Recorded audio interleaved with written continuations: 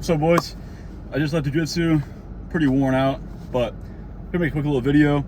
And today we did our first call for the book club discussion for the book we're talking about. And something got brought up, and I figured I'd make a video about it. I thought it was pretty cool talking point, and I experienced it with my jiu-jitsu class. But it's basically about how talent doesn't just trump hard work, and vice versa too. Hard work doesn't just beat talent. Obviously, having talent will help in the long run, but in my experience, and kind of how we talked about it too, I related to my jiu-jitsu class. But basically, I'm a very athletic dude. I've always kind of identified as that, and I always think I'm very athletic. And whenever I join my jiu-jitsu class, I join, and there's people in there who are obviously unathletic, not in shape, but they'd still be beating my ass, right? But they've had a lot more experience, they worked a lot harder than me, and that innate talent that I have being athletic can only go so far. And that's not even really the point. It's that sheer talent does help, but hard work doesn't necessarily just beat talent, because people who work at the same pace and they might have started at the same time, the less athletic person might still win, just because it's how it is. Talent is a good thing to have, but it can also get in your way sometimes.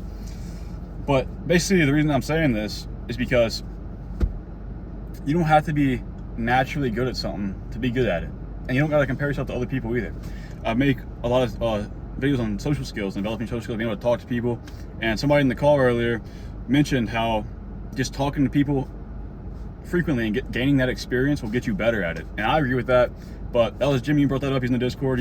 He's probably one of the more talking people in there. People know him in there, and he brought it up about how just talking to people can get you out of that comfort zone. So that's kind of what I wanted to make it relative to in this video, was how you don't have to be someone who's naturally good at talking and being able to talk to others. You can just slowly start getting into it. I've made a video about floating with the world. It's probably how you found my channel, and that's basically what I'm talking about. You just actively try to do it and build up slowly, and the more you do it, you get that experience, and just from doing it, you understand what works for you. You build up these social cues and understanding of how to talk to people, how to just carry yourself in conversation. And it's really all comes down to confidence. Like, you could be so bad at talking to people, but if you're just confident enough to go speak to them, doesn't matter how good you are at talking, you're gonna have the conversation, right?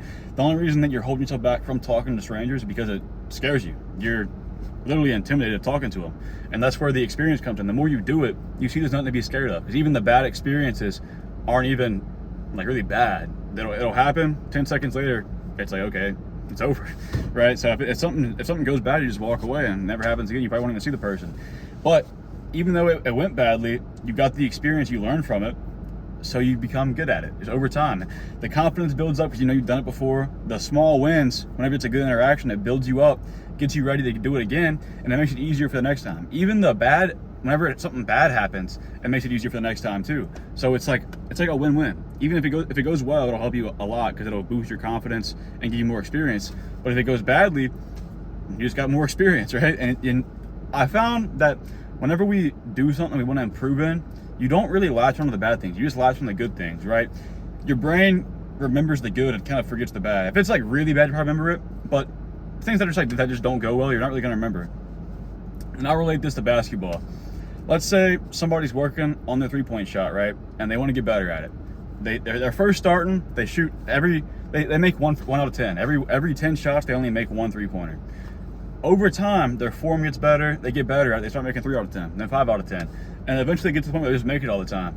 Now, if we remember the bad, you would think whenever they're making 1 out of 10, 90% of the time they're doing badly. But that one time that they're making it, that's what they learn from. If you get what I'm getting at, right? You would think that since the bad's happening more often, they're missing 9, your brain would learn how to be bad at it. But it's focused on the good. You're making that 1, so your brain focuses, okay, I made that 1. What did I do for that 1 to make it?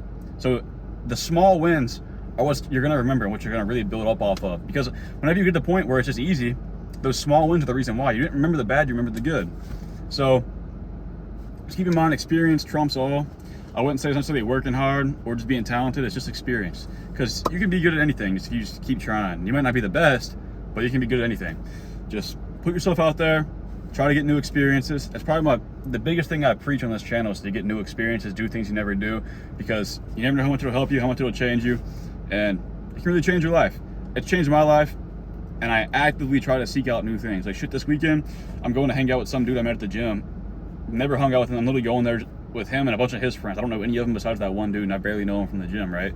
And something I would never have done back in the day, but now I'm doing it without a care in the world. I know it's going to be a good time. It'll be, even if it goes badly, it's a new experience I'll learn from. So it's kind of how I should look at things these days, and I hope you're able to do that at least somewhat and start getting yourself out there, doing things you wouldn't normally do and getting out of your comfort zone. That's where all the growth is. I talk about that a lot too. But if you got any insight from this video, I'd appreciate it if you'd subscribe, or if you're just interested in these kind of things, please subscribe. I'd appreciate it. Besides that, got any goals, gonna make them happen, and try to go do something new. See you in the next one.